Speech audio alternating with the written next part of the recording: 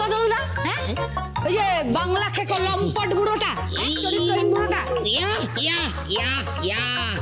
বাদল দা, বুঝলে বাদল দা না খুব সুন্দর করে লিখতে শুরু করেছে। চোখের জলে হয় না কোনো দাম। আরে আরে আরে আরে সেই চোখের জলের তুমি হচ্ছ নায়িকা, লাস্যময়ী তন্নি কুমারী আচল। তোর বাপ করবে নায়িকা।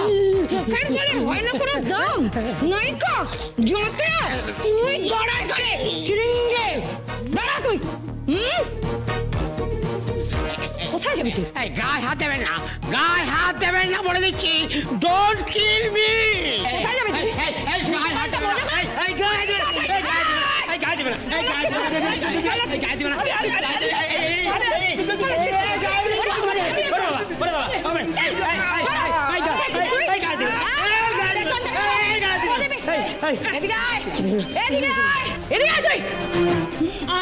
কি করছিস তুই? ছুরি বলতো কি করছিস? হ্যাঁ, কেন মারছিস ওকে? কেন?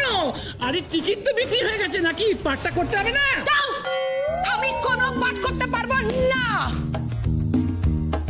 এই যে শোলক, এগুলো কি কোনো প্ল্যান হচ্ছে নাকি? কিসের প্ল্যান? এবারে তোদের বাড়ির বউদের দিয়ে কি যাত্রা করানো হয়?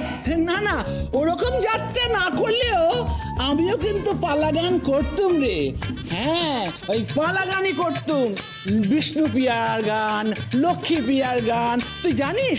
তার মধ্যে আমার দুটো গান ভীষণ ভীষণ খুব হিট ছিল রে, খুব হিট ছিল।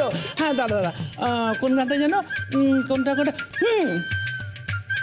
অভিমান করো না, অভিমান করো না, করো না, করো না, অভিমান করো না, অভিমান করো না। তুই পালাগান করতে বলে আমি এখন যাত্রা করবো না। সোজা বাড়ি চলে একটাই কন্ট্রাক্ট আছে, ওই সীতার পাঠটা করবো, করে এখান থেকে সোজা বাড়ি চলে যাবো। আমি এই লঙ্কাপুরীতে থাকবো না, বলে দিলাম।